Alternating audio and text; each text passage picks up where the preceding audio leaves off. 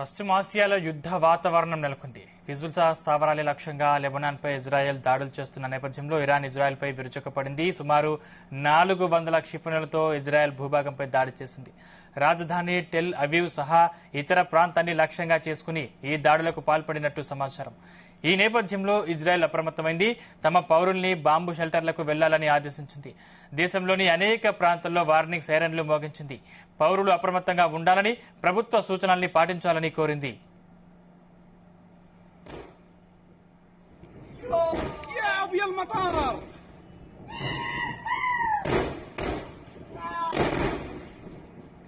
Hezbollah, Hamas అగ్రనేతలను అంతమొందించిన ఇజ్రాయెల్పై Iran క్షిపణుల వర్షం కురిపించింది.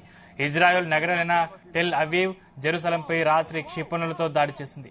వీటిలో చాలా వాటిని అమెరికా సాయంతో ఇజ్రాయెల్ అడ్డుకోగలిగింది. మరికొన్ని నగరాలను తాకాయి. హెజ్బుల్లాపై ప్రతీకారం తీర్చుకునేందుకు లెబనాన్లో భూతల దాడులు ప్రారంభించామని ఇజ్రాయెల్ ప్రకటించిన కొన్ని గంటల్లోనే ఇరాన్ క్షిపణుల ప్రయోగం మొదలైంది. ఇరాన్ నుంచి ప్రయోగించిన క్షిపణులు 12 నిమిషాల వ్యవధిలోనే ఇజ్రాయెల్లోకి ప్రవేశించాయి. 10ల సంఖ్యలో బాలిస్టిక్ క్షిపణుల్ని వాడినట్లు ఇరాన్ అధికారికంగా ప్రకటించింది. ప్రతీకార దాడులకు దిగితే తమ ప్రతిస్పందన మరింత తీవ్రంగా ఉంటుందని ఇరాన్ హెచ్చరించింది.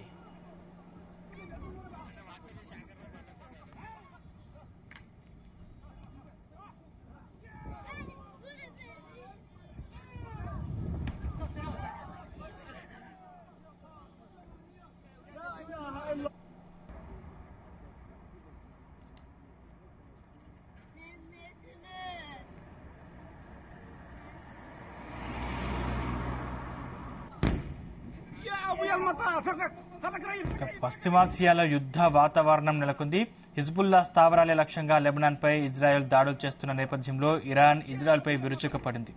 సుమారు 400 క్షిపణులతో ఇజ్రాయెల్ భూభాగంపై దాడి చేసింది. రాజధాని టెల్ అవీవ్ సహా ఇతర ప్రాంతాలను లక్ష్యంగా చేసుకుని ఈ దాడులకు పాల్పడినట్టు సమాచారం. ఈ నేపథ్యంలో ఇజ్రాయెల్ అప్రమత్తమైంది. తమ పౌరులను బాంబు షెల్టర్లకు వెళ్లాలని ఆదేశించింది. దేశంలోని అనేక ప్రాంతాల్లో వార్నింగ్ సైరన్లు మోగించింది. పౌరులు అప్రమత్తంగా ఉండాలని, ప్రభుత్వ సూచనల్ని పాటించాలని కోరింది.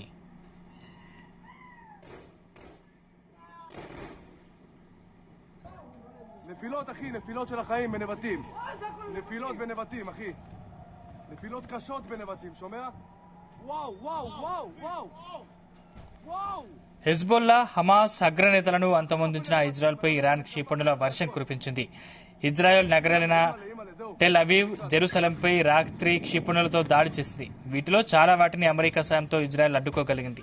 మరికొన్ని ఈ నగరాలను తాకాయి. హెజ్బుల్లాపై ప్రతీకారం తీర్చుకునేందుకు లెబనాన్లో భూతల దాడులు ప్రారంభించాలని ఇజ్రాయెల్ ప్రకటించిన కొన్ని గంటల్లోనే ఇరాన్ క్షిపణుల ప్రయోగం మొదలైంది. ఇరాన్ నుంచి ప్రయోగించిన క్షిపణులు 12 నిమిషాల వ్యవధిలోనే ఇజ్రాయెల్లోకి ప్రవేశించాయి. 10ల సంఖ్యలో బాలిస్టిక్ క్షిపణులు వాడినట్లు ఇరాన్ అధికారికంగా ప్రకటించింది.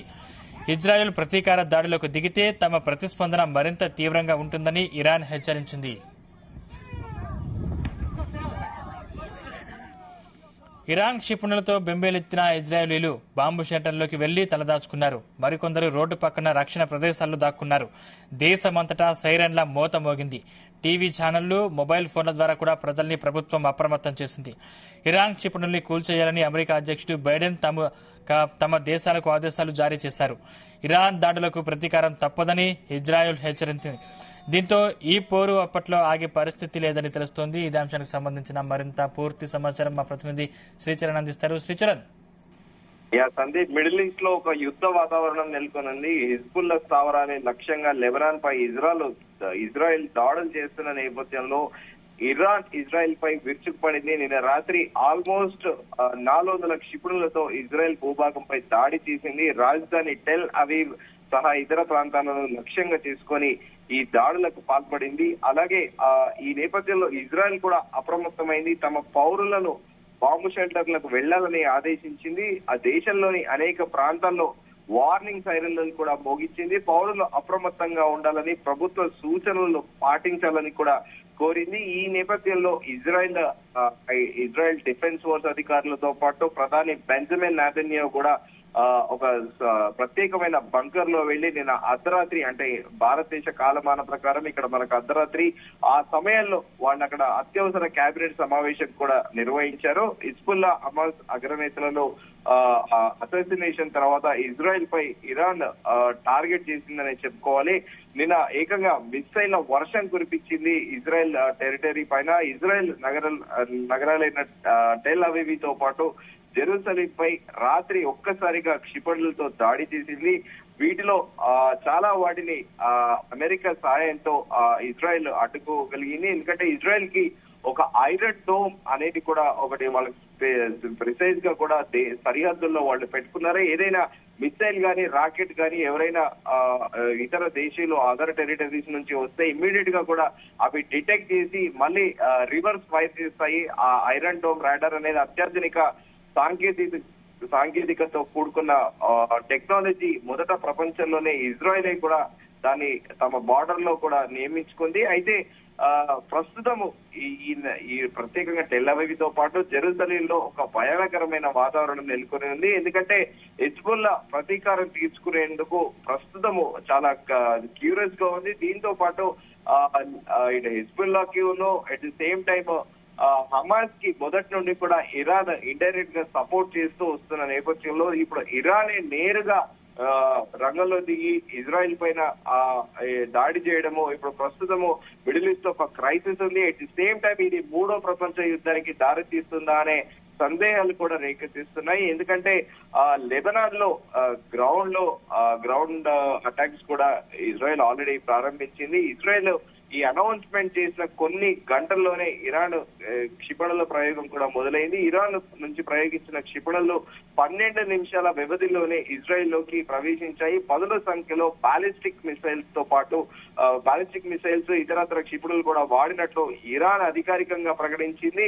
ఇజ్రాయెల్ ప్రతీకార దాడులకు దిగితే తమ ప్రతిస్పందన మరింత తీవ్రంగా ఉంటుందని ఇరాన్ హెచ్చరించింది. ఇరాన్ క్షిపణులతో ఒక్కసారి కూడా ఇజ్రాయెల్ అందరూ కూడా బెంబలెత్తిపోయారు. బాంబు షెల్టర్లలో వెళ్లి కూడా దాక్కున్నారు. మరికొందరు రోడ్డు పక్కన రక్షణ ప్రదేశాల్లో దాక్కున్నారు. దేశం అంతటా ఒక్కసారిగా సైరన్ల మూత మోగడంతో ప్రజలందరూ కూడా ఉలికి పడ్డారు. టీవీ ఛానళ్లు, మొబైల్ ఫోన్ల ద్వారా ప్రజల్ని ప్రభుత్వం అప్రమత్తం చేసింది. ఇరాన్ క్షిపణుల్ని కూల్చేయాలంటూ అమెరికా అధ్యక్షుడు జో బైడెన్ కూడా తమ దళాలకు ట్రూప్స్ కి ఆర్డర్స్ కూడా పాస్ చేశారు. ఇరాన్ దాడులకు ప్రతీకారం తప్పదని మరోసారి ఇజ్రాయెల్ హెచ్చరించింది. దీంతో ఈ పోరు ఇప్పట్లో కూడా ఆగిపోయేలా పరిస్థితి లేదని కూడా ప్రస్తుతము అంటున్నారు. అయితే ఇజ్రాయెల్ లోని ఏ ప్రాంతాల్లో ఎయిర్ ఫోర్స్ అటాక్ జరగవచ్చు అని కూడా సూచిస్తూ నిన్న రాత్రి ప్రత్యేకంగా ఇజ్రాయెల్ డిఫెన్స్ ఫోర్సెస్ ఒక మ్యాప్ కూడా విడుదల చేసింది. ఈ మ్యాప్ ఆధారంగా